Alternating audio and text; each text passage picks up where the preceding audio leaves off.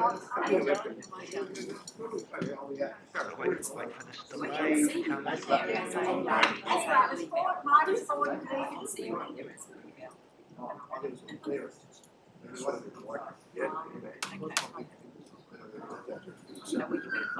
Here we go. Okay, speak confidentiality first.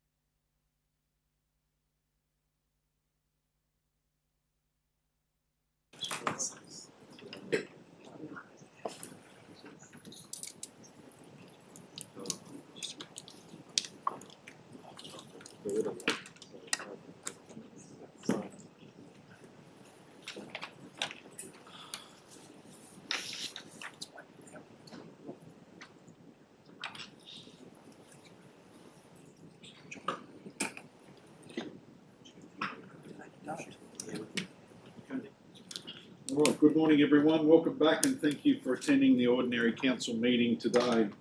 I declare the Ordinary meeting of 26th of June 2024 open at 11 by my clock AM. I advise members of the public this meeting is being live streamed and recorded in accordance with Council's standing orders. Councillors and staff are reminded of their responsibilities under the respective codes of conduct, both inside the Council meeting and when dealing externally on behalf of Council. On behalf of Whitsunday Regional Council, I'd like to start by acknowledging the traditional owners of the land on which we meet here today and pay my respects to elders past, present and emerging. We recognise their deep enduring connection to country and we extend our respect and gratitude to their wisdom and culture. Welcome councillors, WRC staff, members of the public and media. I'd also like to acknowledge that we have Councillor Clay Bowman and CEO Wine Brunker joining us via Teams today. Okay, moving to item number one, which is apologies. We have no apologies for this meeting. Item number two, condolences. Are there any councillors that wish to acknowledge any recently deceased members of the community? Councillor Finlay. Yeah, thanks, Mr. Mayor. Mr. Gonzalez from Bowen. He's been a part of Bowen for a long time. Certainly involved with, his son was involved in soccer up there. His son did pass away many years ago, but yeah, Mr. Gonzalez is a long-standing member of our community up there. Also just want to acknowledge Ian Campbell as well. Ian was a former plumbing inspector of the council, went by the name of Cambo. Great character, and yeah, so just acknowledge those two anyway. Thank you, Councillor. Okay, on behalf of Whitsunday Regional Council, I'd like to acknowledge and pay our respects to the recently departed of the Whitsunday region and offer our sincere condolences to their families and loved ones. Ask everyone to join me now for a minute of silence, please.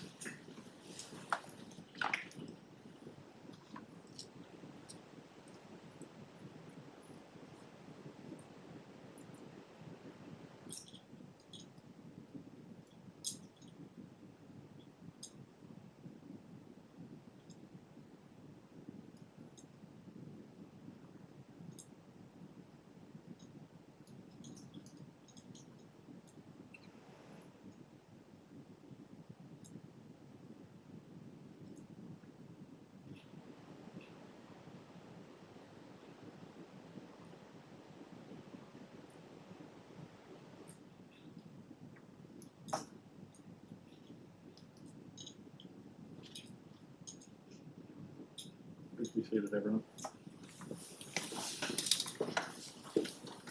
Moving to item number three, confirmation of the minutes. I move Councillor Collins, second Councillor Clifford.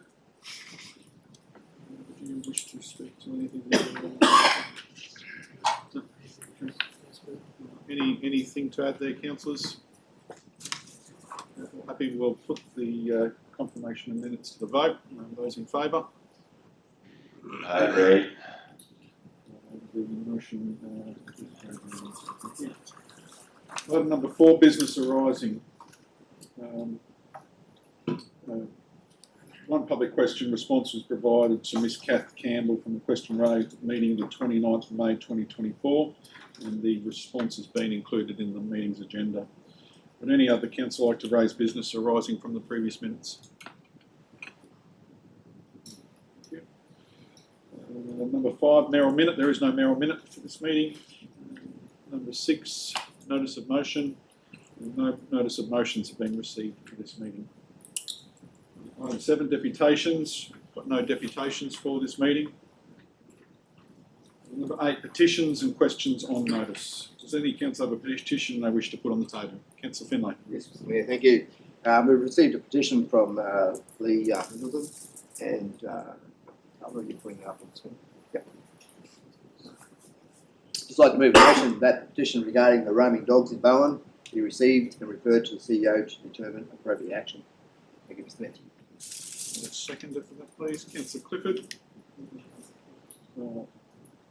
All councillors in favour of the motion? I agree. The motion to receive that petition has been carried unanimously. Item number 9, questions from the public gallery. We received no public questions for this meeting in advance. Item number 10, officers' reports. Development permit for material change of use for veterinary services at 52 Main Street, Excuse me, Proserpine. Mr. Mayor, before we go to the vote, I declare a prescribed interest in this matter.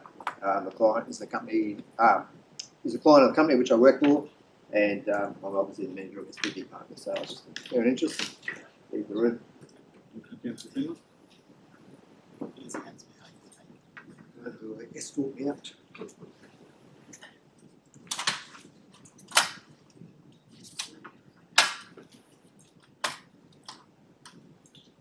Another mover for that item, please. Councillor Collins, second Councillor Wright.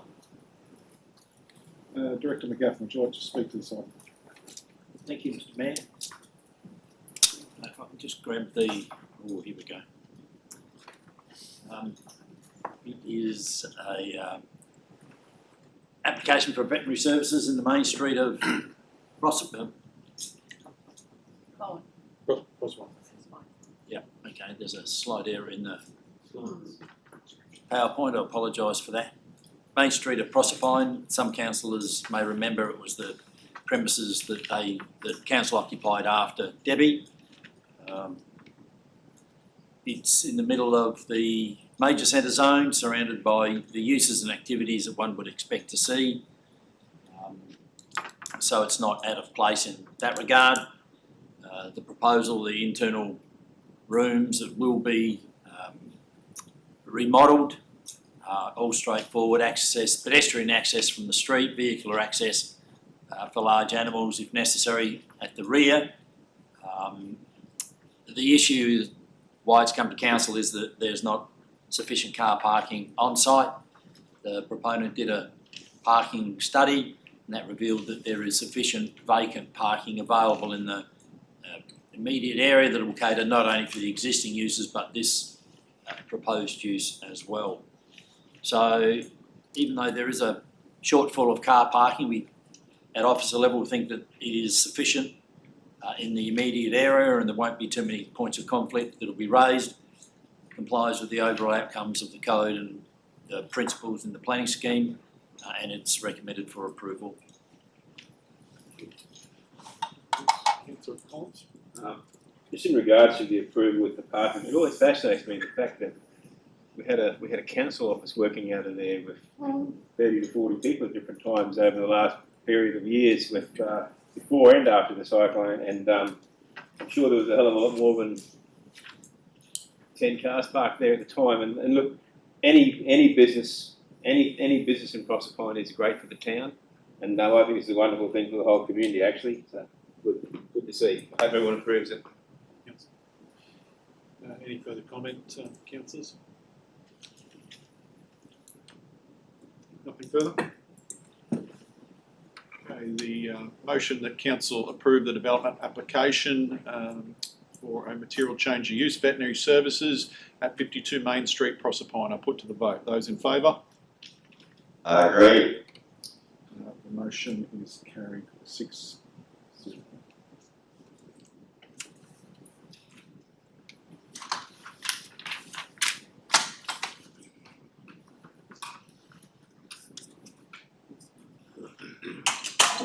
Councillor Finlay. Motion at 10.1 is carried. Item 10.2, request for extension of currency period for a development application at Allen Road, Conway. Move Councillor Clifford, second Councillor Wright. Director McGaffin, would you like to speak to this one? Thank you, Mr. Mayor.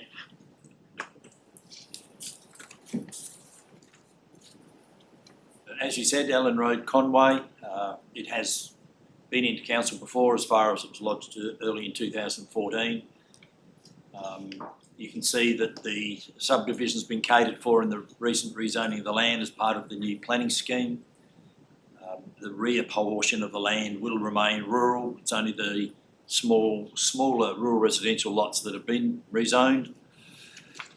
It is quite away from Proserpine, but very close to Conway. Obviously a very typical rural area, and as you go along Conway Road, there's many rural residential subdivisions that are subdivided off that you can see on the plan that basically reflect a continuum of what's proposed in this instance. The proponent put the application in some time ago. It was extended. The officers don't have delegation pursuant to council's policy to be able to extend it again, and that's the reason why it's come to council. It is recommended for approval and to allow the extension. There has been recent works undertaken, which means that the final completion of the subdivision is imminent. So, on balance, happy to recommend the extension for the approval. Any comments or questions, councillors?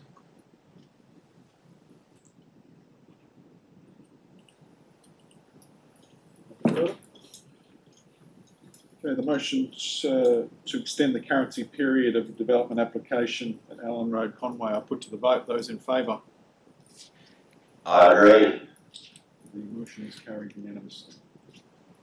On 10.3, development application for short-term accommodation at 22A Rattay Avenue, Hideaway Bay. Move Councillor Collins, second Councillor Simpson. We'll speak to the matter. Thank you, Mr. Mayor. The subject land is at 22A Rattray. There is a common access to the subject land that forms common access with other properties that branch off it. It is a house that has been relocated and suitably elevated so that the views from the house is quite spectacular, overlooking the water. It is a low density residential zone, and there are other similar properties there, as you would imagine, reasonably large lots, single detached dwellings, and in that regard it sits commonly in there. The floor plan, as I said, the house is elevated, so basically all the underneath area, apart from the deck on the southern part of the plan that you have in front of you, can house a boat or a car, so there's plenty of car parking. And there's also an area in front off the common access that also has additional spaces available for additional parking. One submission raising issues in regard to noise. There's a light that shines from this house into the adjoining neighbour, and again the issue about short-term rental as opposed to longer-term rental has been raised as an issue. The plan there shows the number of approvals that are on council's records. Councillors would have received an email from Councillor Bowman this morning that indicated that there was more short-term accommodations. We have added that to our compliance list. We continue to go through the platforms and look where there are short-term accommodation premises that are identified that we don't have on our books. So we will chase those up. Notwithstanding, it doesn't necessarily change, well, it doesn't change the recommendation that you have in front of you. Short-term accommodation is consistent with the planning scheme at Hideaway Bay. We think that the conditions to be imposed will manage the impacts, and certainly the required number of parking spaces are provided on site. So on balance, the application is recommended for approval. Thank you, Director. Comments or questions, councillors? Councillor Wright. Yeah, thank you, through the Mayor. Director Neil, just with this one, does the applicant actually see the submissions? I think maybe we could actually assist in rectifying if there is a light that's shining into the neighbouring property. If that could just be passed on and maybe rectify that issue. Sure. Thank you, Councillor Wright. Through you, Mr Mayor. Yes, the proponent gets a copy of the submissions. You would hope that the discussion between neighbours will be able to clarify and clear that up. Yeah. Any further comments for or against? I'll speak briefly, Mr Mayor, if I may. Are you speaking against the recommendation, Councillor Barton? Speaking against, thanks, Mr Mayor. I think everyone knows my position. I'm going to be pretty brief, but as I did circulate this morning just through a data tracking application, I could see from just 2 online booking sites that it showed 44 short-term accommodation options available in Hideaway Bay. As the Director touched on, 26 have approval, others might be existing uses, could be a cabin in the caravan park there or something maybe, but that's a very high density for a small area we try to call a community. If you look at our current development applications that are out on public notification, 3 out of the 4 are for short-term accommodation. This is just something that's snowballing upon us, and I can't sit here today and hold my hand on my heart and tell these people who've reached out to us that this development will be providing them with a high level of residential amenities, so I'll be voting against it. Thank you, Councillor. Any further comments? So the item development application for material change of use short-term accommodation at 22A Raday Avenue, Hideaway Bay. Put to the vote. Those in favour? Those against? I'm against, and I'd like to request a division, please. Motion is carried 5-2 with division, Councillor Clifford and Councillor Barton.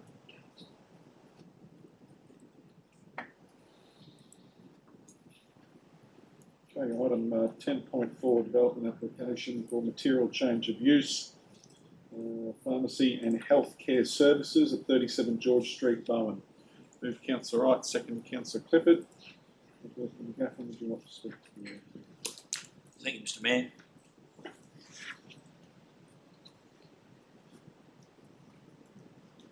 The application is at 37 George Street, Bowen. It used to be a furniture place, and more recently council had an application for rooming accommodation in the premises.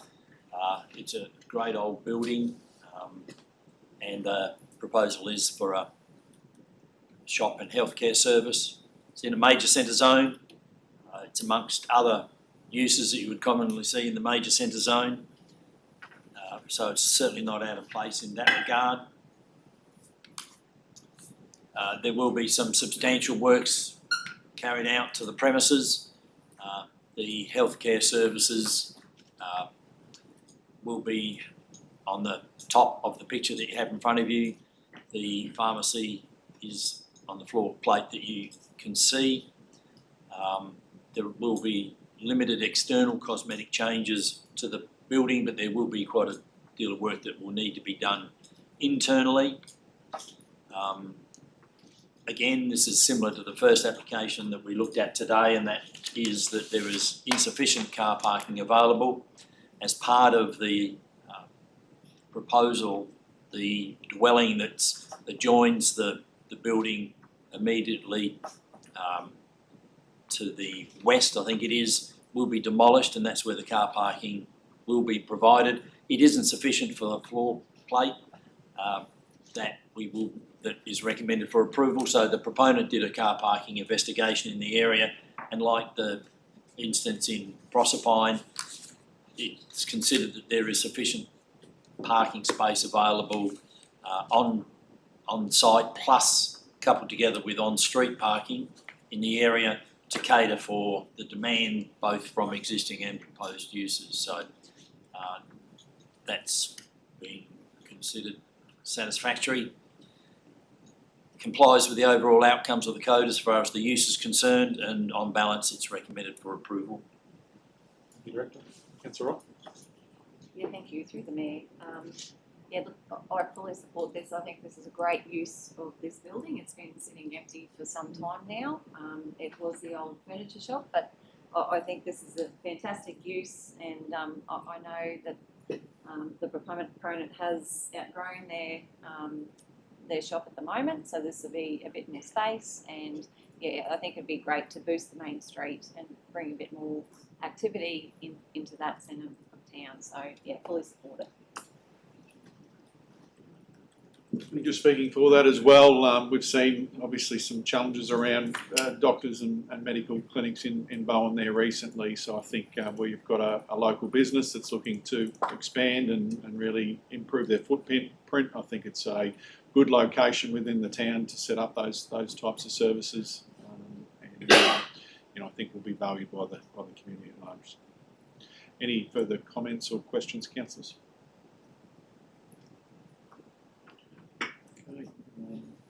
Motion that council approve the development application for a material change use for pharmacy and healthcare services at 37 George Street, Bowen. I put to the vote. Those in favour?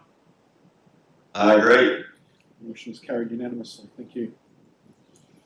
Item 10.5, Sport and Recreation Facility Management Grant, Proserpine Junior Sporting Complex Association. Move Councillor Collins, second Councillor Finlay. Which I'll speak to this one. Councillors, this is a sport and rec facility grant, facility management grant for the Proserpine Junior Sporting Complex. Look, the facility management grant is only available for groups that are overseeing or managing facilities that are utilised by more than one type of sport. The sporting grounds has 2 clubs in total, the Proserpine Whitsunday Junior Rugby Club and plus the Proserpine Taipans Junior Football Club. 552 members, so it's all in accordance with the policy, and the recommendation is for the payment of $20,000 to the complex. Thank you, Director. Any comments? Questions on this? Okay, the motion that council approve a payment of $20,000 Sport and Recreation Facility Management Grant, Proserpine Junior Sporting Complex Association, I put to the vote. Those in favour? I agree. Motion is carried unanimously. Thank you. Item 10.6, Sport and Recreation Facility Management Grant with Sunday Sports Park Limited. Councillor Finlay. Just to declare a conflict of interest. One of the applicants is a client of mine, and also the executive officer of that organisation has a professional relationship with my business as well. Thank you, Councillor Finlay. Councillor Simpson. Yeah, previously I've declared an interest with the sports park and left the room, but as this is more to do, it's not to do with the building facility that's got a loan through council, it's more about the sporting organisation, so I don't feel I should have an interest. I'd leave it up to the councillors to decide whether I stay or go. Okay. So just declarable. The grant is to the sports park? Yes. Sports park, yes. To the Sports Park Limited, just to clarify.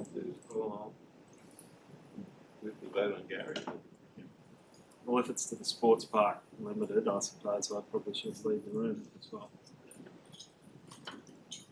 Thank you, Councillor Simpson. This could be your next opportunity. Okay, move Councillor Clifford, second Councillor Wright. Director Wright, would you like to speak?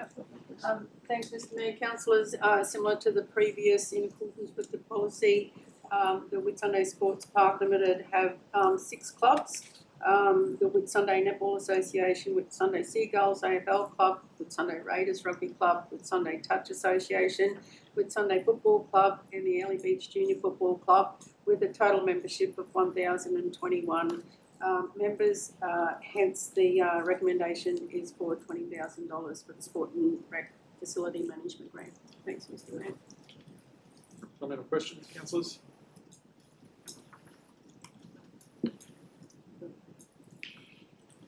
The motion for council to approve a payment of $20,000 Sport and Recreation Facility Management Grant to Whitsunday Sports Park Limited, I put to the vote. Those in favour? I agree. The motion is carried unanimously, which will be 5-0.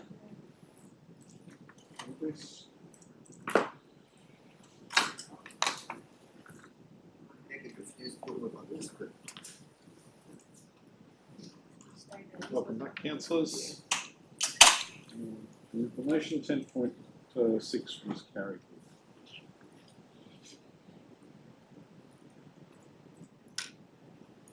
On 10.7, Sport and Recreation Club grants, June 2024. Well, you can go first. Start with you, Councillor Finlay. Just same as before, Mr Mayor. Prescribed conflict of interest. Prescribed.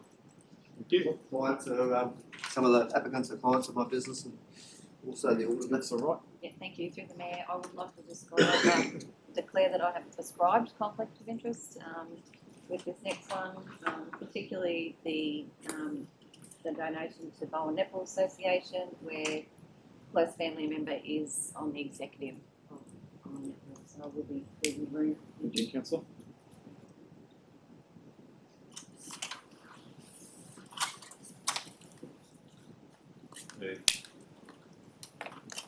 Move Councillor Collins, second Councillor Clifford. Director Wright, do you want to say anything? Thank you, Mr Mayor. Councillors, the recommendation is for the month of June 2024 Sport and Rec Club grants. Sport and Rec grants on an annual basis to support the general functions of the club.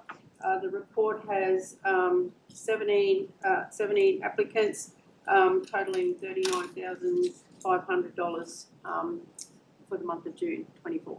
Thanks, Mr Thank you, Mayor. Director. Any comments, questions, councillors? Okay, the motion to approve the Sport and Recreation Club grants for June 2024, I put to the vote. Those in favour? I agree. The motion is carried 5-0.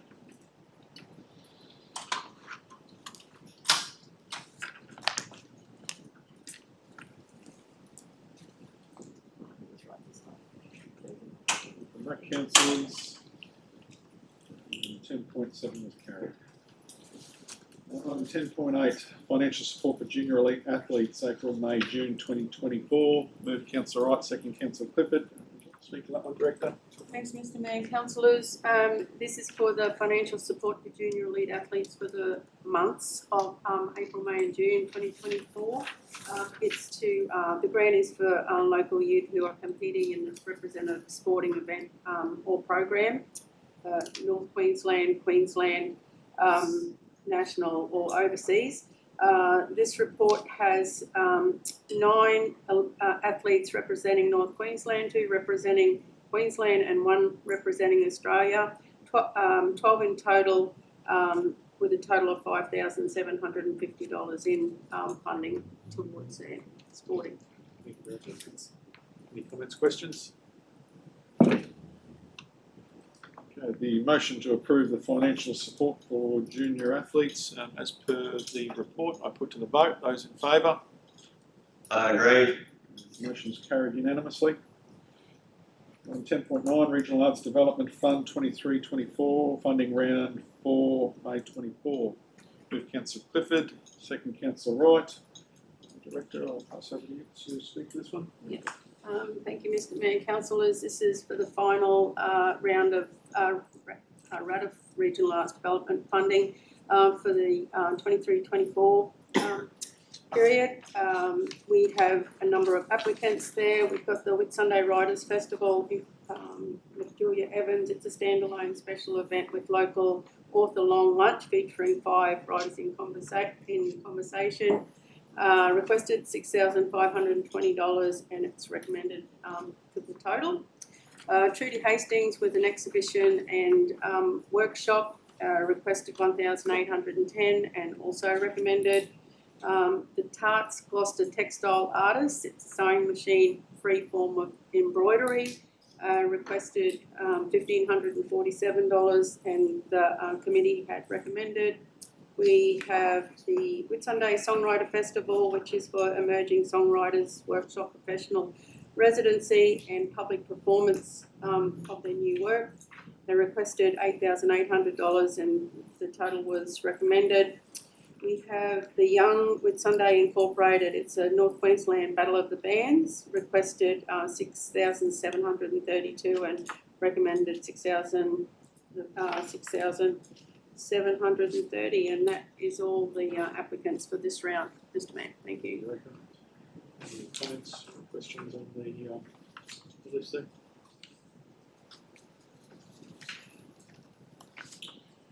Okay, the motion to approve the funding for the Regional Arts Development Fund for the report, I put to the vote. Those in favour? I agree. Motion is carried unanimously. Item 10, sponsorship request 2024, Paul Bowman Challenge. Move Councillor Collins, second Councillor Finlay. Director Wright, hand over to you again. Thank you, Mr. Mayor. So the Paul Bowman Challenge, it consists of approximately 70 teams that come into our region annually from throughout Queensland.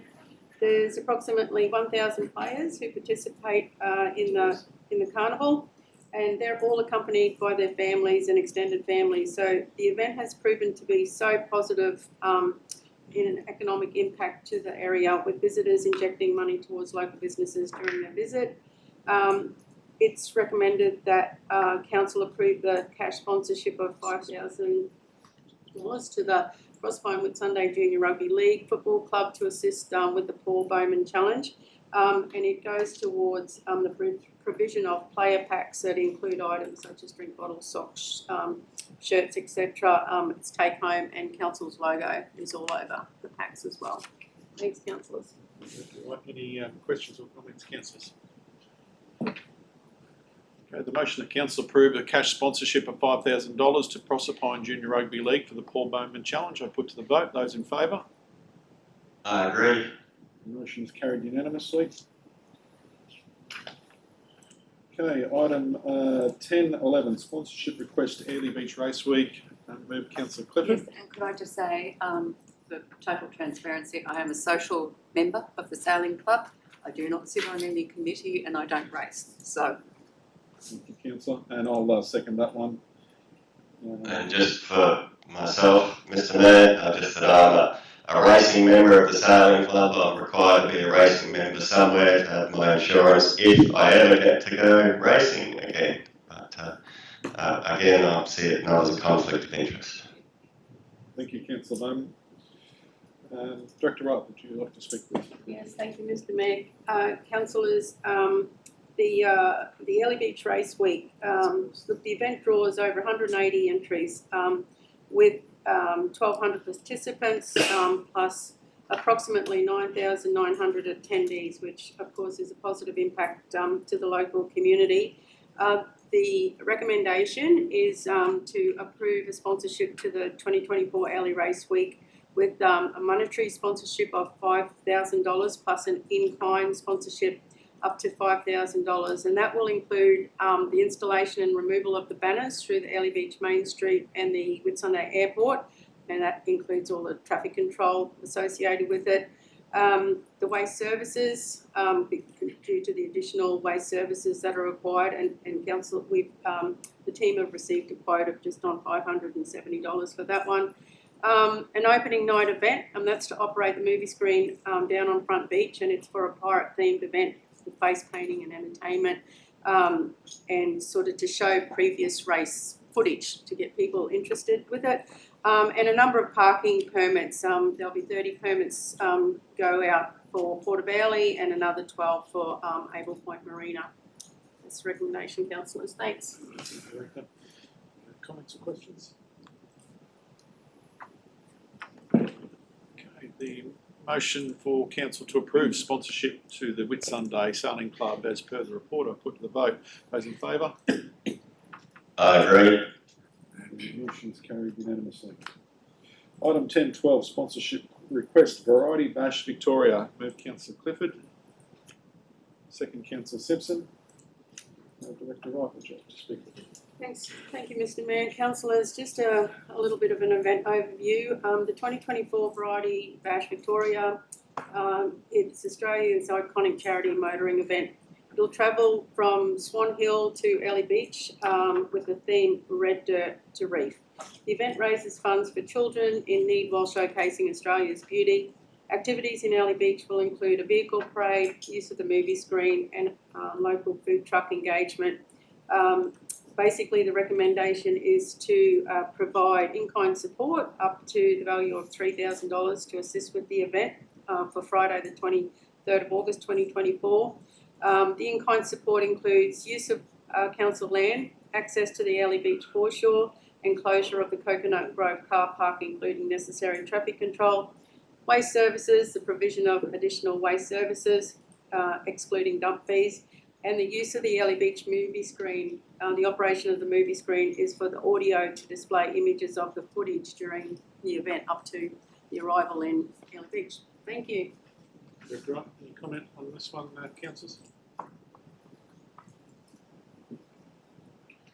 Okay, the motion that council approve a sponsorship for Variety Victoria Bash to the value of $3,000, and as per the report, I put to the vote.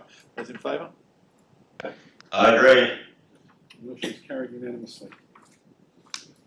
Item 10.13, donation requests, rates and service charges, Bowen Meals on Wheels. Through Mr. Mayor, to occur squad conflict of interest, the applicant is a client of my company and also the auditor of that as well. Thank you, councillor.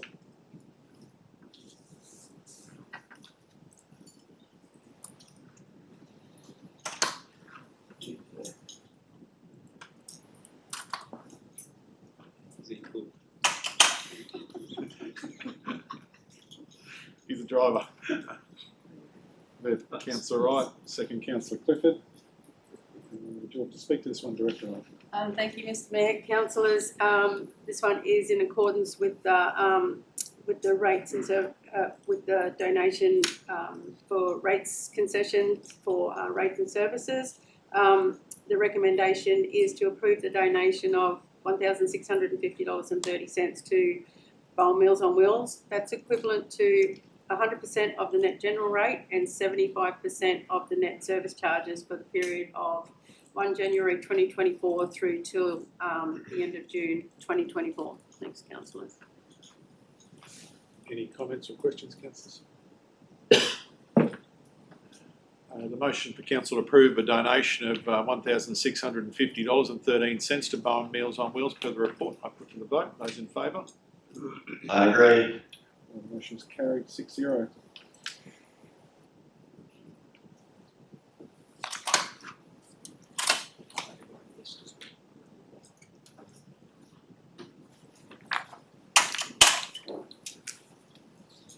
Item 10.14, donation requests approved under $2,000 in May 2024.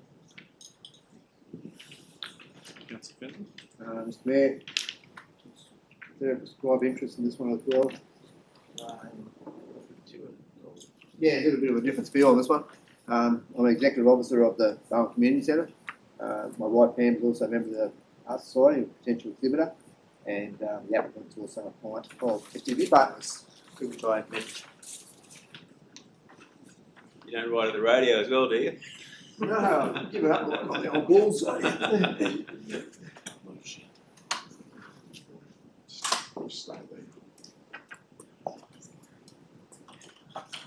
Move Councillor Wright.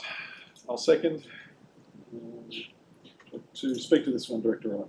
Thank you, Mr. Mayor. Councillors, this is for the donation requests that have been approved under $2,000 for May 2024. Includes in-kind support as well as monetary. We had 5 applicants, totaling $5,500. We had the Bowen Art Society for their 2024 art exhibition. St Catholic College, and that was for the students for Tournaments of the Mind state final team, and that was also dispersed out to the other local schools, PNCs as well, that made the team for the region. The Central Rodeo Cowboys Association that Councillor Collins apparently wrote at for $1,200, Bowen Community Centre, the RUAK Day and the Day for Daniel events, $1,500, and the Cane Growers Proserpine, that it was for VR headsets for the community education, $1,600. Thanks, Mr. Mayor. Surely it's not I'm a member of Cane Growers Proserpine. I don't hold any executive roles of anything. I do grow a little bit of sugar cane, that's about it for me. So, do I have an interest in this one? I don't think so. No, I don't think so. Through you, Mr. Mayor, I don't think so. We can just note that It's not an executive position. there's no role there. This resolution is actually just endorsing decisions already made. The delegation, so I think we'll just make a note in the minutes for that. Any questions, comments? Councillor Wright? Thank you, through the mayor. Just the Central Rodeo Cowboys Association, there's a rodeo happening in Bowen. They have asked if we could, and I think I have brought this up previously, if they could use the water truck, like if council could donate use of the water truck just to get ready. I think they only need it for half a day or something just to prepare the ground before the rodeo. I think a request has gone in.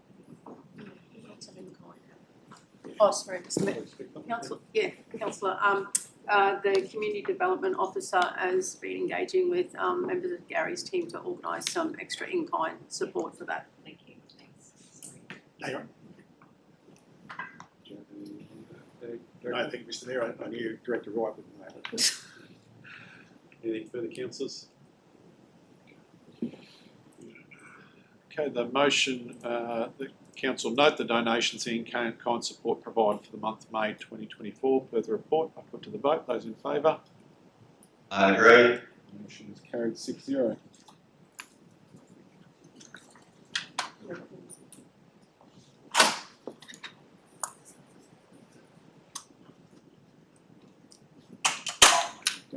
Item 11.15, donation request, rates and service charges, Bowen Community Centre.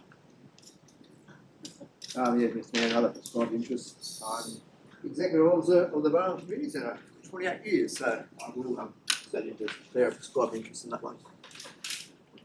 Councillor Finlay. Thank you. Move Councillor Wright, second Councillor Clifford. Thank you, Mr. Mayor.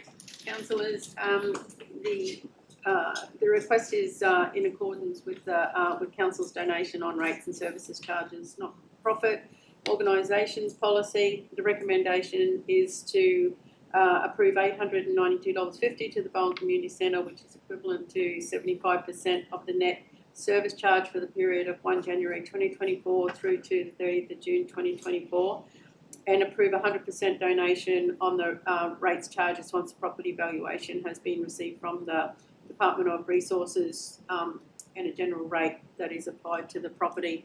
And of course this was written quite before the valuation, so that's the reason that's not in there. Thank you. Any questions, councillors? Okay, that the motion that council approve donation of rates and service charges for Bowen Community Centre as per the report, I put to the vote. Those in favour? I agree. The motion is carried 6-0.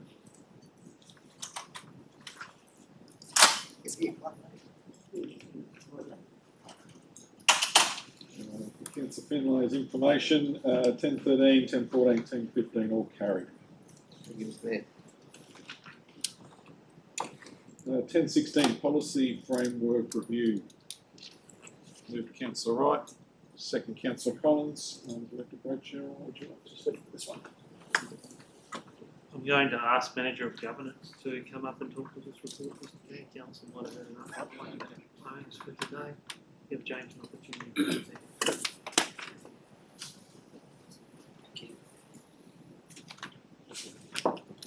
Through the Mayor. Today the report we have on our policy framework, it is us really looking back at how we've been doing everything in that space, and pretty much we've come to the conclusion that we needed a reset with the new council coming in, and we have with you a document which looks forward how we're going to proceed, and really what we are proposing is changing the levels of what we have in regards to our policy hierarchy and framework. And as you can see, we are suggesting to have at a very high level our strategic policies, which are the policies that are in the realm of councillors, all things that require council's decision making, direction and instruction moving forward at the strategic level. For those documents to be brought back to the council table. And sitting underneath that, we're introducing a next level, which we have the operational policies. And in this space, this is really where we're looking at all the matters that really fall within the realm of the CEO's responsibility under the Local Government Act. And 99% probably of these policies in this space will be to do with employees and staff. So those are the things that we're saying we can effectively have the CEO making those operational policies, and then we can move along and be more effective and not having to bring those operational matters back to the council table. And sitting under that then will be our guidance and guidelines and operational procedures and the like. And again, those will be under the CEO's control, and that will be approved internally, and will be also at the director level. So today really it is about looking at the higher level what these documents provide in terms of the framework, how we want to move forward. We'll be looking to start working on all the actual policies themselves, putting them in the right categories that they belong in this framework, and bringing those that belong back in the council's realm for consideration back at this table.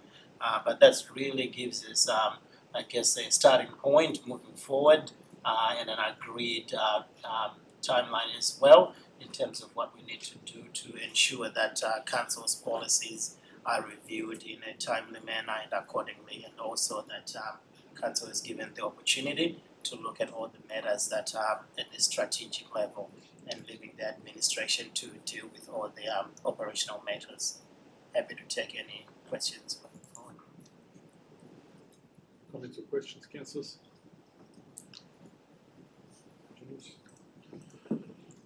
Okay, the motion that council adopt the updated policy framework is included in the report, and then rescind the current policy framework that was adopted on 13th of April 2022. I put to the vote. Those in favour? I agree. The motion is carried unanimously. James.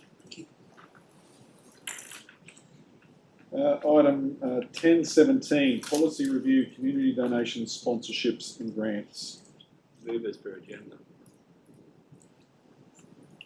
Mr. Mayor, I was going to move a motion on this. Sorry for my delay. I move as per agenda. We had a move in the room first. Yeah. Second. Okay. Director Wright, would you like to speak to this one? Mr. Mayor. Councillors, this is for policies review for community donations, sponsorship and grants. So council is required to review and update policies to meet legislative requirements and to ensure the currency of policies. In April 2024, findings and recommendations of an internal review of council's support of community groups was provided by OCM. The recommended changes to the policies outlined in this report are based on the recommendations within the internal review findings. Although changes are being proposed, council will continue to provide financial support to the community through grants, donations and sponsorships. Mr. Mayor, would you like me to go through the changes? Summarise, yes. Yes, I can. The community donations policy. So it's basically to streamline council's processes to enable an improved and efficient response to organisations. The changes are all donation proposals with a value up to and including $20,000, including cash and or in-kind contributions, may be approved under delegation by the CEO and or the director. For all donation proposals with a value over $20,000, again including cash and in-kind contributions, approval must be by council resolution. There will be a submission of an agenda report will be provided to monthly ordinary council meetings for noting of donations that have been approved for the respective months. There's a change in the ineligible organisations. There's just a little bit of a change to the definition. So it will be amended to read, They will be ineligible for a community organisation with a licence under the Gaming Machine Act 1991, a licence under the Keno Act 1996 and a licence under the Wagering Act 1998. The changes to the community sponsorship policy very similar with the value up to $20,000 and value over $20,000. There is a change, and of course back to the monthly ordinary meeting for noting. There is a change that the acquittal must be signed by 2 committee members of the organisation, that is, for example, a president and treasurer. Failure to provide an acquittal by the given due date will exclude the sponsorship recipient from receiving funds from council in the future. And again, the eligible and ineligible was added to the definitions. The community grant policy. This one is basically the changes to the junior elite athlete guidelines. The funding amounts are no longer approved on a progressive scale. All approved applicants will receive $250. So that doesn't matter whether you're competing to represent North Queensland, Queensland, Australia or overseas. The sport and rec club grant guidelines, there's a change to the proposed change to the banding. Band 1 will be 12 to 50 members, $1,000. Band 2, 51 to 100 members, $1,500. And band 3, over 100 members, $2,000. And that's basically a bit of a summary. Thanks, Mr. Mayor. Comments, questions, Councillor Collins for? Let's get across the line. Are we going to be setting letters for the sport and recreation clubs grants, explaining the new figures to them, Julie? Thank you, Mr. Mayor. Councillor, yes, may I be so bold to say that they've been drafted and ready to go as soon as this is done? Yep. I'd like to speak, Mr. Mayor. Councillor Bowman, you're speaking against?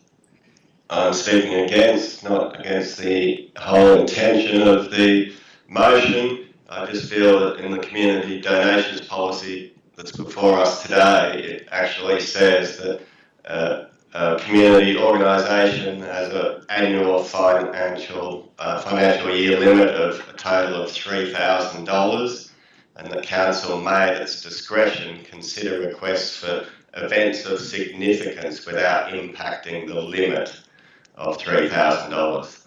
And when we talk about the sponsorship policy, it says that once something reaches $5,000, it moves into a major financial sponsorship. I think we saw today 3 sponsorship requests all come through at $10,000 or less. We've made a lot of tough decisions in this budget about saving money for the community. I feel if our documentation that went out to clubs explained that we had a $10,000 limit on the delegated authority, we might find that most sponsorships fall within that region, and that anything over that amount, which what I've expressed from what the policies say now, would be only the odd specific event that those could come to council for a decision.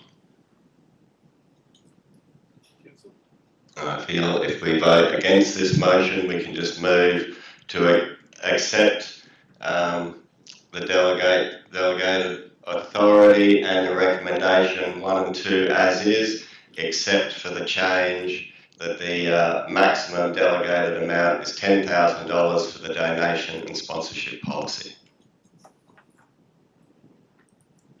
Councillor Wright. Thank you, through the chair. Look, Councillor Bowman, I do think that we are looking at trying to save money, and I think this is a way that we can save money by not having all these reports. Look, there is a cost to council to bring all these reports to council all of the time, and just talking to some of the other directors, they all do have quite a high delegation where they can sign off on things, and I think, we do have discussion around the table about some of these different items that do come across, but it's usually to push them up. So I think this is a way that we can save we set the policy, so therefore it will, be set accordingly. So, I think any sort of donation is a good donation, and I'm happy to support this as it is. Any further comments, questions, councillors? Mr. Mayor, I would just ask a question of Director Julie. If she could look in the community donations policy just to that clause 1.6. Says council may at its discretion consider requests for events, activities of significance without impacting the limit in clause 1.5, which is the $3,000 per annum. Could you just explain what that clause means to me, please?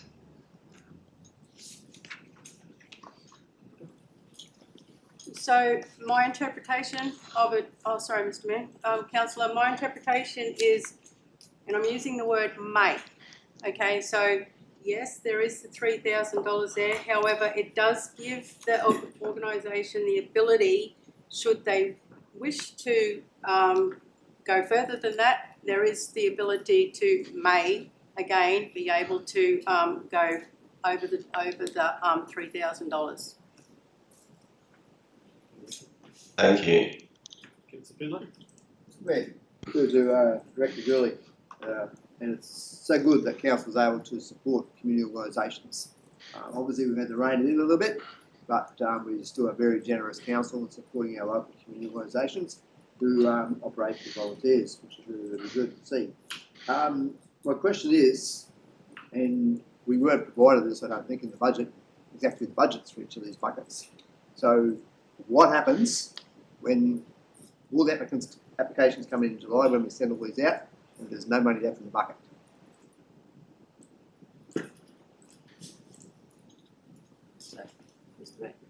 I think I've understood the question, Councillor. So you're saying that if once we send the letters out to advise applicants that we're only going to $300 or so we've got X amount of dollars in the budget for sponsorship. Yes. Yep. That's my question, Mr. Mayor. So what happens is that we have buckets for sponsorship, buckets for donations, but it's all in the community's huge bucket. If we're under on one, we have the ability at budget reviews to be able to shift some dollars across because it's still within the budget. We have a pretty fair idea on like how many elite athletes that we're getting in each year and how many sport and rec club grants that we're getting in, and we have cut the budget back in those. So I can give you those. I can give you those figures. But if you're saying if we hypothetically if we have $180,000 in sponsorship, okay, and that sponsorship's gone by the end of December. Yes. What do we do for the rest of the year? Yes. Okay, with the sponsorship, okay, if the elite athletes is under and the sport and rec is under, and we're sure that it's going to be under, at a budget review we'll move some dollars across. However, that doesn't happen in the RADF and the special projects. Those buckets are set because often there'll be an event will come up, you know, like an event will come up and it's a brand new event, you know, in the area. So council in the past has more often than not assisted with the seed funding to get the event off the ground. So if we have the ability to do that, and if I don't have any money left in the budget, I will come to council and I will ask for some to be pushed across in the next review. Yeah, that's exactly the answer I wanted to hear. So if they're out of, and this goes to any budget within the council offices. If they're out of budgets and they need more, it needs to come back to the council. Thank you. Just a couple of comments to back up Director Julie. One of the previous ones, I think it was the Junior Sports Awards, that was $6,000 over budget, and you know, I can see, and one of the other ones was $40,000 left in there. But just to back this up, I think to use the delegated authority, I think it might be a fairer and more accountable approach than coming to the table every time and using the political spiel where we might support something that they wanted 2,000, oh, let's give them 4. And it might be a bit more accountable long term, I think, to use this approach. Any further questions or comments, councillors? motion that council adopt the amended policies, community donations, community sponsorship, community grants policy, and revoke the financial support for junior athlete policy. I put to the vote. Those in favour? Those against? I'm against. The motion is carried 6-1.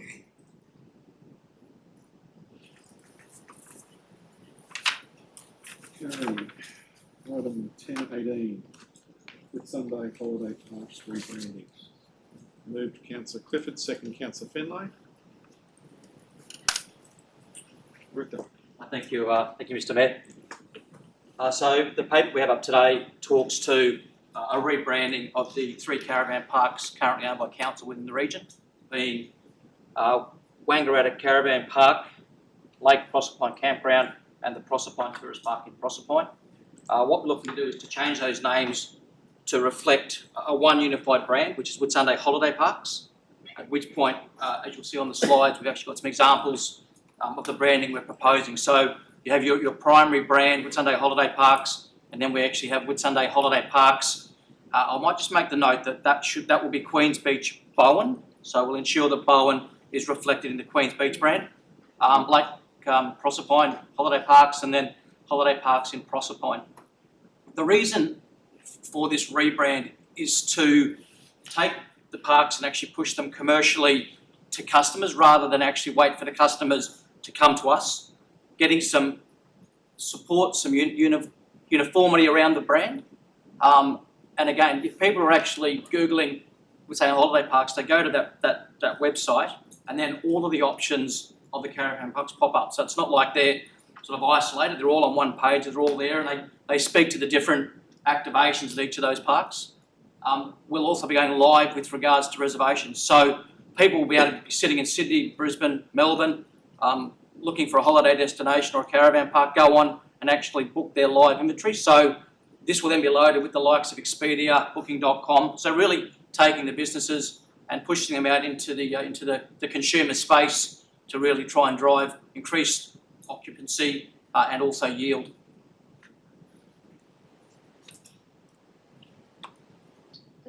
Questions, comments? Yeah, thank you very much, Craig. This is great. Just a question, just further looking at this. So I know we're going to put Bowen on the end, but should Bowen be first in there instead of Queens Beach? Like just because really at the end of the day, that's where a caravan park is. It is in Bowen.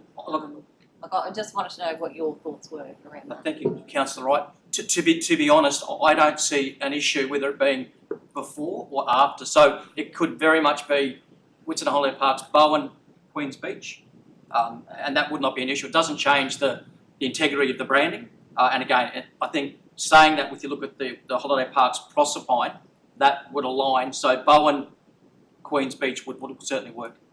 Yeah, I know it's minor, but I just think we need to put Bowen on the map. Absolutely. No, I don't disagree at all, and that's a very easy change for us to make. Any thoughts on that, Councillor Finlay? Well, I'd go the other way. I'd go Queens Beach Bowen. Put Bowen underneath Queens Beach. To be honest with you. In big letters. That's the way I'm like. I reckon Queens Beach is great. You have to Bowen underneath it.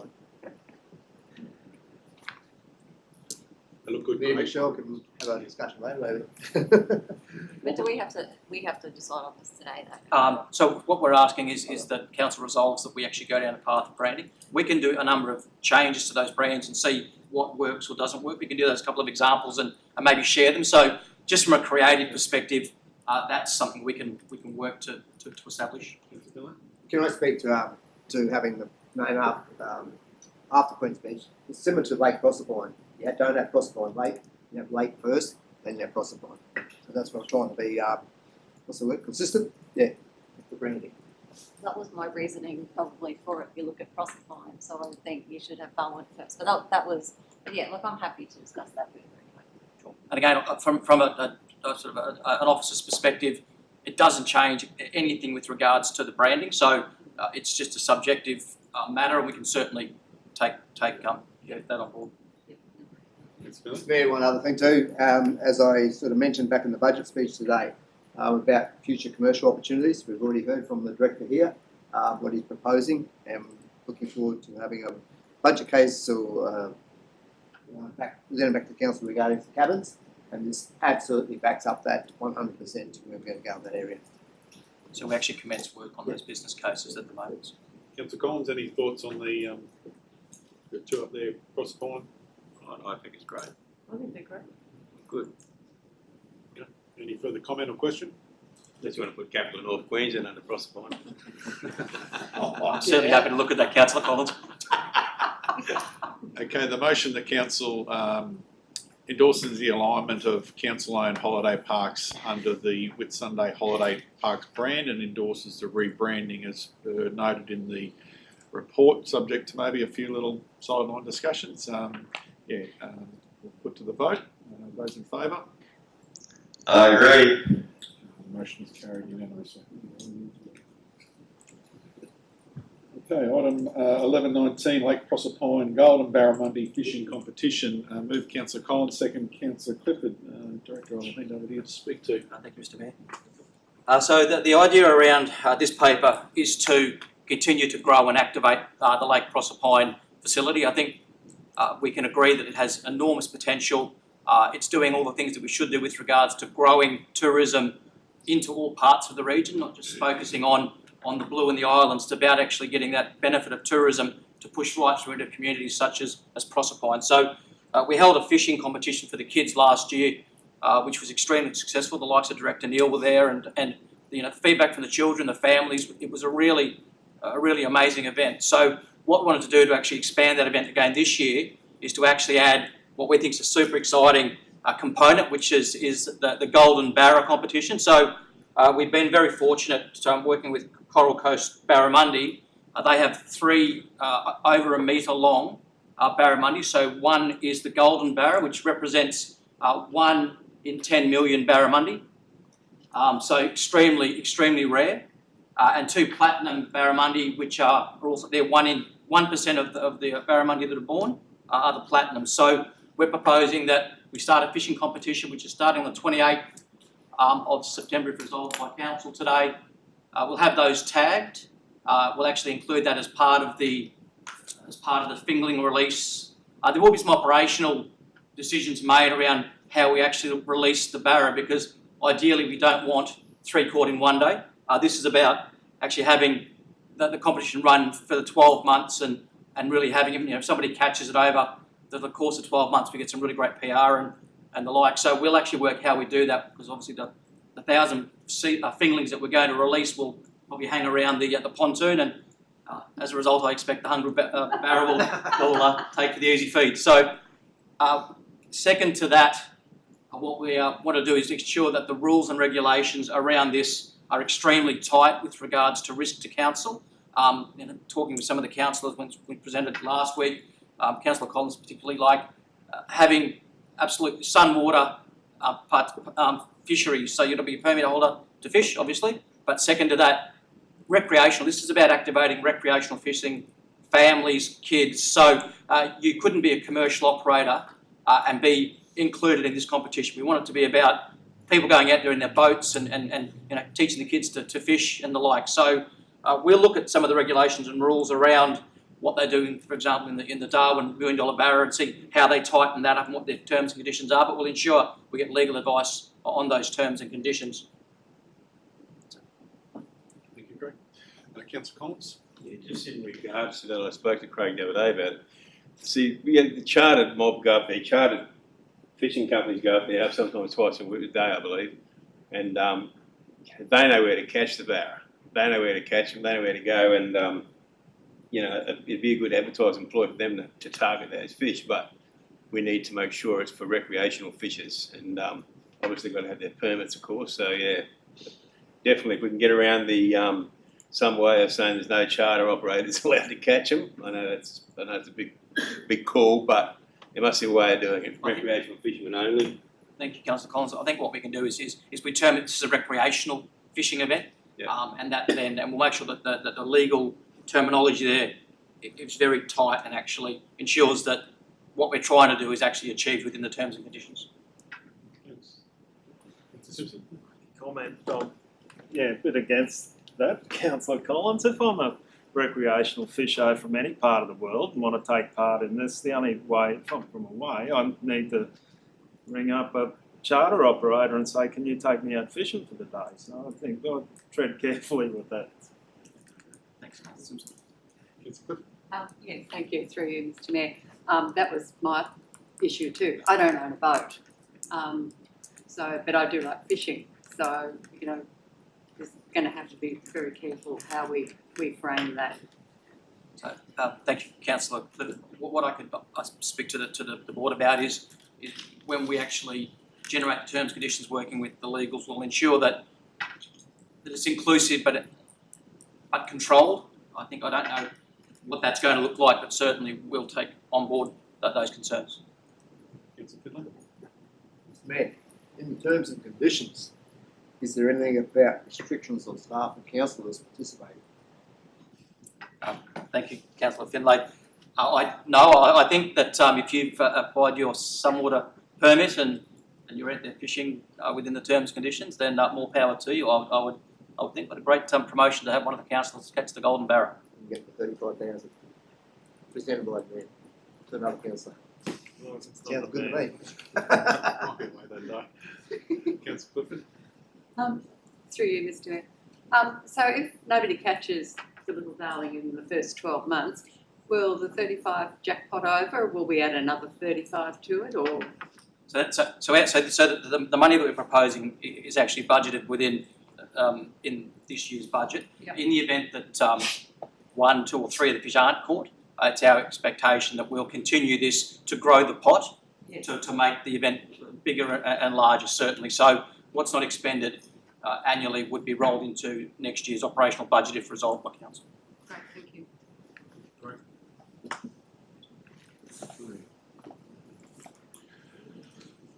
Look at the, okay, so the motion that council endorse the 2024 Lake Proserpine Golden Barramundi competition and authorise the allocation of $35,000 from the commercial business Whitsunday Holiday Parks marketing budget. I put to the vote. Those in favour?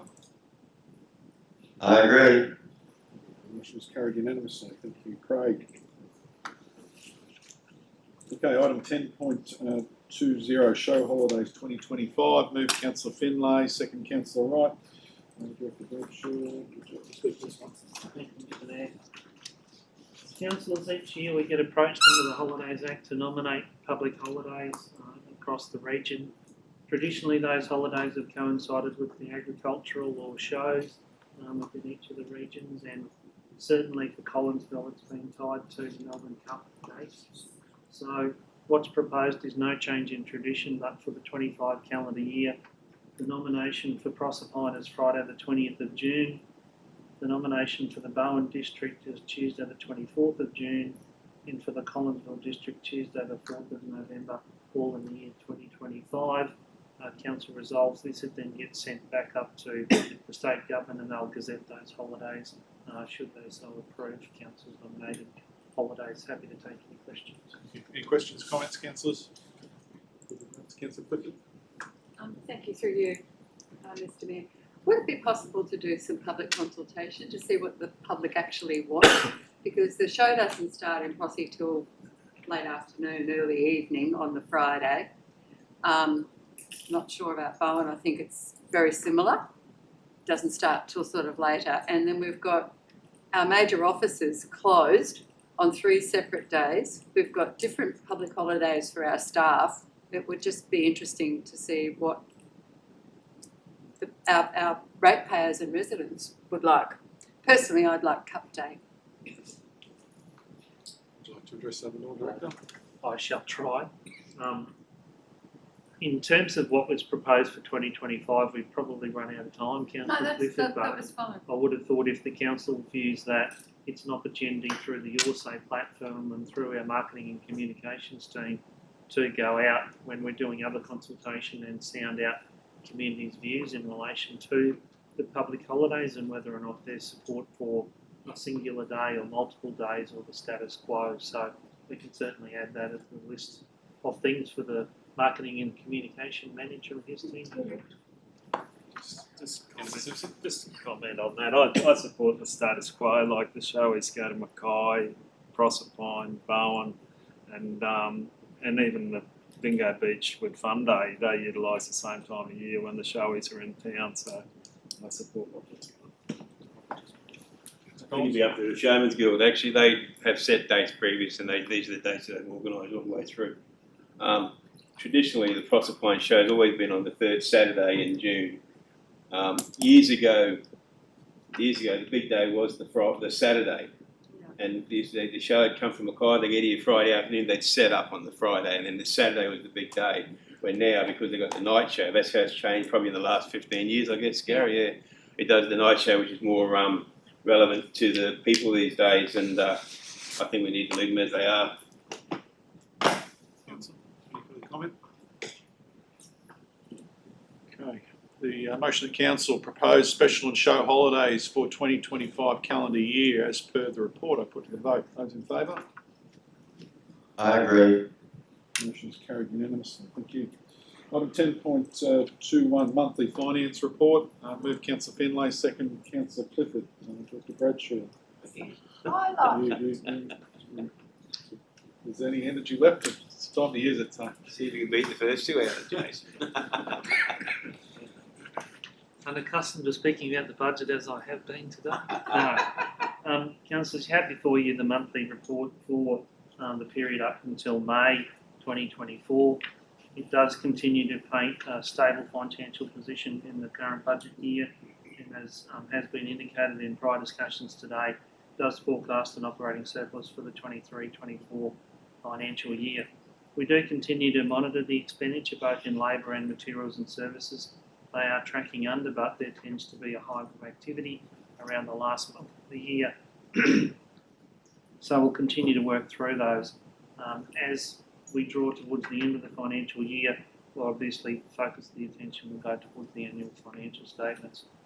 The capital delivery is a little bit behind, but there is a hive of activity at the moment, and we'll continue to present the reports both at the project level through the capital planning and network team, and then some financial data through the finance team as we move forward.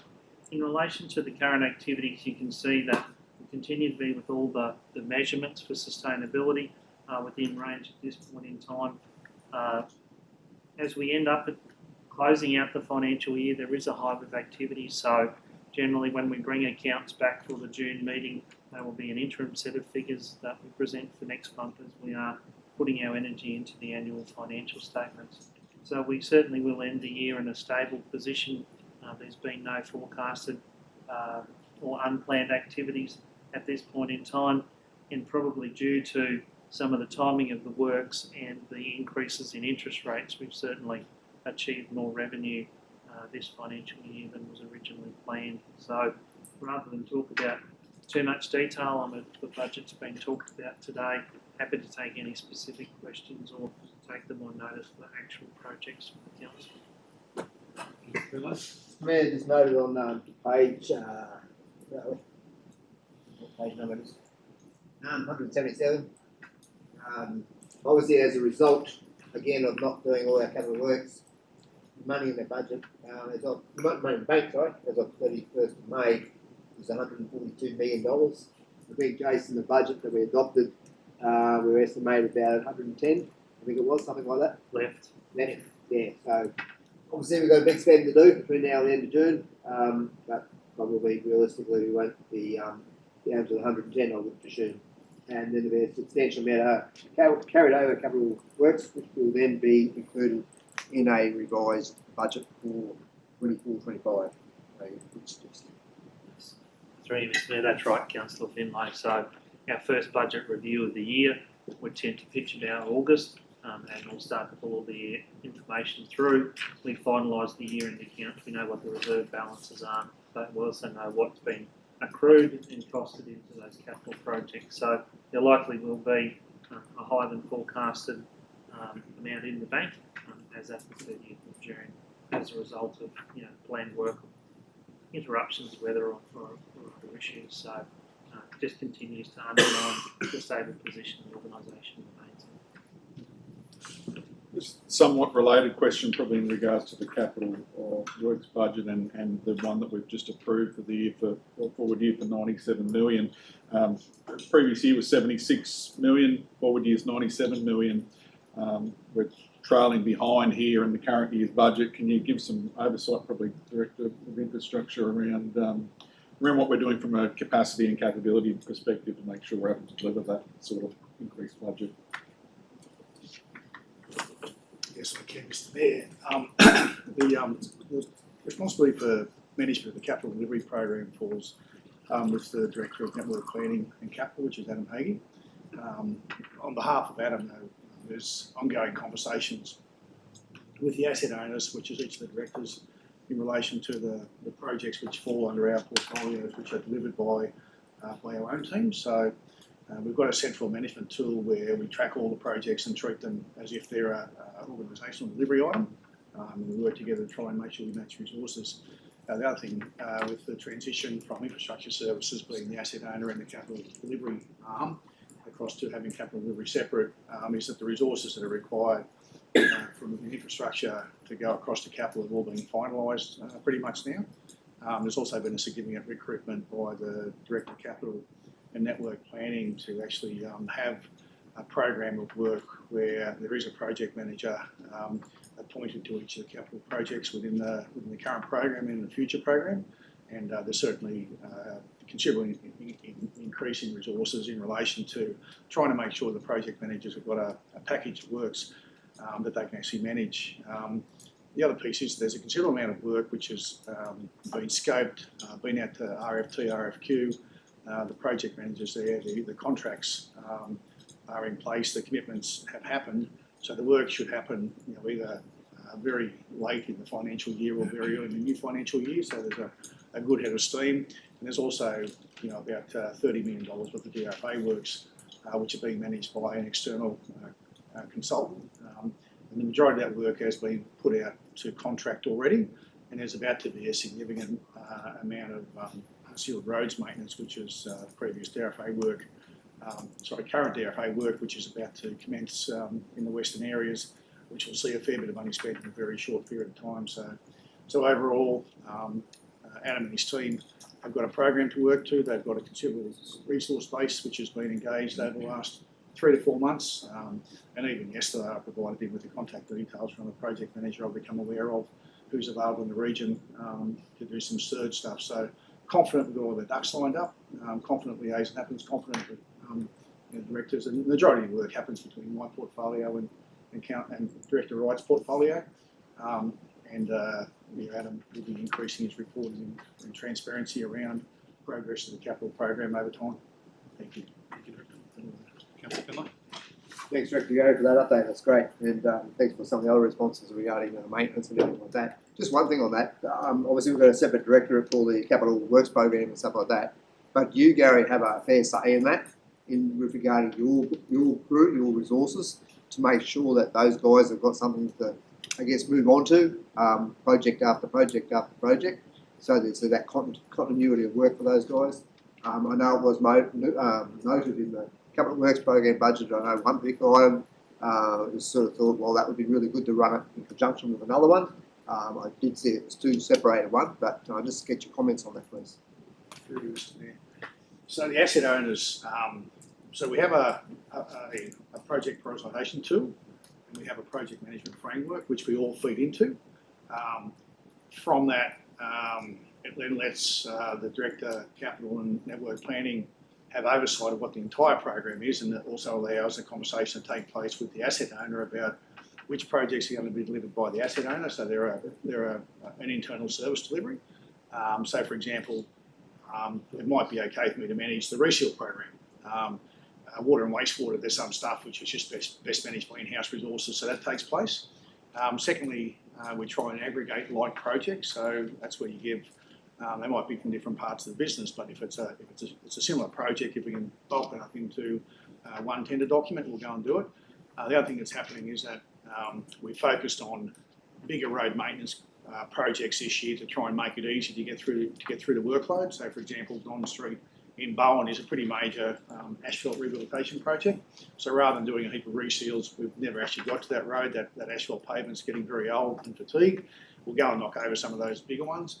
And with the stormwater drainage package, to try and make that easy, rather than doing lots of dig-ups of broken pipes, we're focusing on a big relining project for stormwater. So we are trying to make it as easy as possible and work with the capital delivery team to deliver bigger projects. Remembering we've also got PCG, so project control groups. So each of the sub-assets, so parks and gardens, roads, drainage, there's another working group, water, waste, where there's a monthly catch-up with the capital team and the asset owner, finance, the media team, to actually consider the risks associated with delivery. But there is actually a PCG process in place as well, where we have regular monthly communication on the progress of the Capital Works program and help each other out. Thank you. Thank you, Mr. Mayor. Is it right? Yeah, thank you, through the Mayor. Just while we're talking about roads and that sort of thing, just the budget regarding the maintenance of the roads, because look, we do rely on DRFA work a lot. Do you think that the maintenance has declined because we are so reliant on the DRFA work? And I guess just surrounding that, just with the, I guess, the amount of rates and that sort of come out of the western area with the mines and the graziers and that sort of thing, like just how much money is actually being spent in each area? I'd probably be interested. You may not be able to give it to me now, but just would be interested to know down the track just what we're spending where and how we're going with DRFA. Thank you, Mr. Mayor. Thank you for your question, Councillor. The first point would be when we do our budget each year, the responsible budget owner allocates the resources which are held by each manager across the budgets to make sure we can actually fund the cost of materials, plant and labour for the year. So that's our starting point. So we know that we have sufficient budget for, say, unsealed roads and roads maintenance, both RMPC for the main roads and also our own works. We know we've got sufficient resources, sufficient budget to fund our own crew for a 12-month period. On top of that, we also know we've got some capacity to do a bit of DRFA work, depending on how we're travelling. So I think to go to your question, we do keep our gear working. We have sufficient funds to keep our gear going all year round. This is my first dry season here. I'm seeing that we're having some challenges with landowners offering up water, which I understand. They need water for stock and domestic first. That's the first piece of the puzzle. Has there been a decrease? No. DRFA is funded to return the asset to its pre-event condition. So one of the challenges there is it can take 2 and 3 years before you actually return some assets back. So in the interim, we actually don't go and touch those roads other than make them safe with council's resources ahead of the DRFA works. And so because the event was 2022, there has been a 2-year and potentially 2.5-year delay in going and fixing things. So we wouldn't have spent a lot of council's resources on fixing those roads other than make them safe in the interim. So yes, there may be a perception of a decrease in the service level whilst we wait for the DRFA work to happen. The third part is, are we able to do a financial balance between expenditure in rural areas on, say, roads and what the rates generation is? I'm sure the Director of Corporate would be able to produce those numbers. In my experience, they never match. The contribution from council towards the asset is always greater than the income derived in those areas. But we can look at the exercise, I'm sure, Mr. Director, and provide the information to council in due course. Sorry, Mr. Mayor, I hope I've answered your question. Yeah. Just on that, follow on Councillor Michelle's question there, I think this type of information, as far as the maintenance money that's been strategically spent on our road network, on our water network, on our sewage network, that's the type of information I want as the council to come back during the budget presentations, because we were not given any of that information. Coming back to the monthly financial report, is there any other questions or comments in the room or online? No? Okay, the motion that council received the financial report, capital expenditure report and unaudited financial statements 23-24 for the period ended 31 May 2024. I put to the vote. Those in favour? I agree. Motion's carried unanimously. Okay, that's the end of our reports. Item 11, no late report items. Okay, item 12, confidential business. Council closed the meeting to the public at 12:40 PM in accordance with section 254J of the Local Government Regulation 2012, all closed meetings for the purpose of discussing item 12.1, 9D Dalrymple Street, amendment to conditions of sale, and item 12.2 CR performance review. Can I have a mover?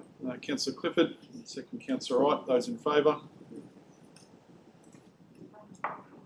I agree. Carried unanimously. Close that.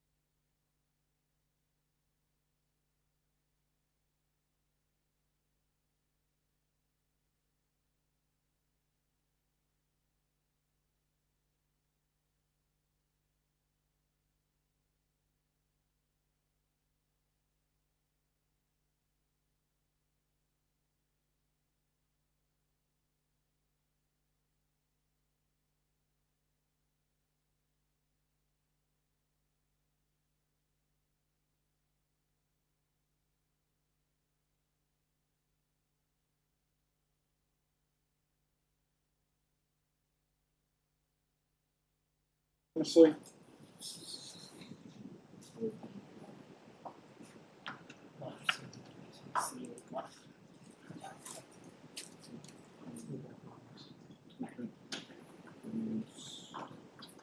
So I reopen the meeting at 1:05 p.m. Moving on to item 12.1, 9D Dalrymple Street, amendment of conditions of sale. Move Councillor Finlay, second Councillor Simpson. Did you want to add anything to that at all, Jason? No? Okay. Motion that Council delegate the authority to the CEO to negotiate and execute a tripartite deed with PKDS Property Holdings and the prospective buyer. As per the report, I put to the vote. Those in favour? I agree. The motion is carried unanimously. Item 12.2, the CEO performance review. Move Councillor Clifford. I'll second that one. The motion that Council notes the annual performance appraisal of the Chief Executive Officer, Mr. Warren Bunker, has been completed, and a new performance plan for the annual period to 30th of June 2024 has been filed. Yeah. No, that's not right. And a new performance plan for the annual period. Yeah.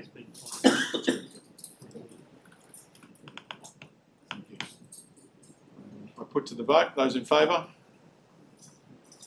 I agree. The motion is carried unanimously. Thank you. Okay, item 13, matters of importance. It serves for urgent non-operational matters only. Would any councillors like to raise any matters of importance? Councillor Rock? Yeah, thank you, through the chair. Director Gary, if we could get an update, please, and the public could get an update on Ted Cunningham Bridge, please. Through you, Mr Mayor. Yeah, councillors, the contractor was supposed to mobilise yesterday as per previous advice to council and community. They advised us yesterday some challenges they've had with getting resource materials on site. To the best of our knowledge, the deed of agreement has been finalised. The contractor has advised that they should be on site by next Monday.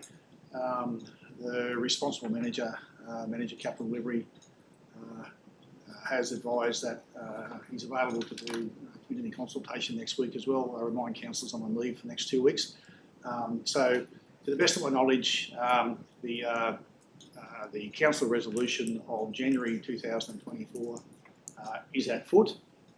The agreement has been reached within the bounds of council's resolution. The deed of agreement in relation to the contract and keeping staying within the current contract with the contractor has been achieved, and work is expected to start with mobilisation on site by next Monday at the latest. Could we get something out to the public about that? Through Mr Mayor, yes, I'll have a chat to my fellow director and arrange a new public update. Yeah. Any further councillors? Okay. Nothing else. I declare the meeting finished at 1:09 p.m. Thank you all for your attendance.